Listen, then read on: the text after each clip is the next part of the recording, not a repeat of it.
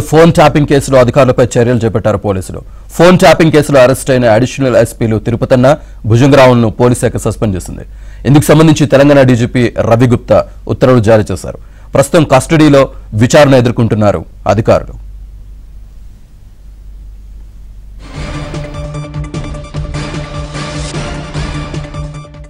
ఇదే అంశానికి సంబంధించి పూర్తి డీటెయిల్స్ మా క్రైమ్ కరెస్పాండెంట్ శశి అందిస్తారు. శశి, ఫోన్ ట్యాపింగ్ చేస్తూ అరెస్ట్ అయినటువంటి అధికారులపై పోలీసు ఉన్నతాధికారులు చర్యలు తీసుకున్నారు. ఇప్పటికే ఈ కేసులో అడిషనల్ ఎస్పీలు తిరుపతన్న అలాగే భుజంగరావు అరెస్ట్ అయ్యారు.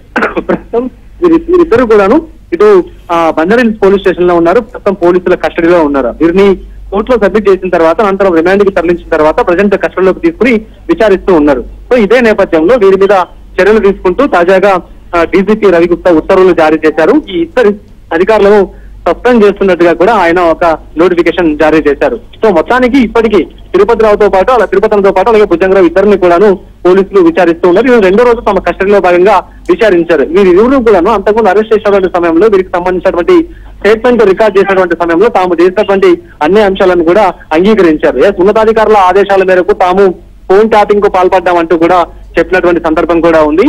మరోవైపు ప్రైవేట్ వ్యక్తులకు సంబంధించినటువంటి ప్రొఫైల్స్ ను తయారు చేసి ఆ ప్రైవేట్ వ్యక్తులకు సంబంధించినటువంటి ఫోన్ ట్యాపింగ్ లు కూడా పాల్పడినట్టుగా కూడా ఇప్పటికే పోలీసులుగా స్టేట్మెంట్ కన్ఫెషన్ స్టేట్మెంట్ ఇచ్చినటువంటి సందర్భం కూడా ఉంది. కాబట్టి ఈ అన్ని అంశాలను పరిగణలోకి తీసుకున్న తర్వాత తిరుపతన్నతో పాటు ఆ తర్వాత భుజంగరావులను కూడా అరెస్ట్ చేసి పోలీసులు రిమాండ్ కు తరలించారు. సో ఇదే నేపథ్యంలో ఈ ఇద్దరికి సంబంధించినటువంటి అంశాల మీద ప్రజెంట్ పోలీస్ కస్టడీలో భాగంగా విచారిస్తూ ఉన్నారు. ఇక రాధాకిషన్ రావు ఇప్పటికే టాస్క్ ఫోర్స్ డీసీపీగా పనిచేస్తే అతన్ని కూడా అరెస్ట్ చేశారు. కాబట్టి ఆయనతో ఉన్నటువంటి సంబంధాలపైన ఇప్పటికే పోలీసులు విచారిస్తూ ఉన్నారు. మరోవైపు ఇక రాజకీయ నాయకులు కూడా త్వరగా నోటీస్ ఇచ్చేటటువంటి అవకాశం అయితే కనిపిస్తుంది. ఎందుకంటే ప్రధానంగా వీరిద్దరూ ఇటు సిరిసిల్లతో పాటు వరంగల్ అలాగే ఖమ్మం ప్రాంతాల్లో వార్ రూమ్లను ఏర్పాటు చేసినట్టుగా తెలుస్తోంది.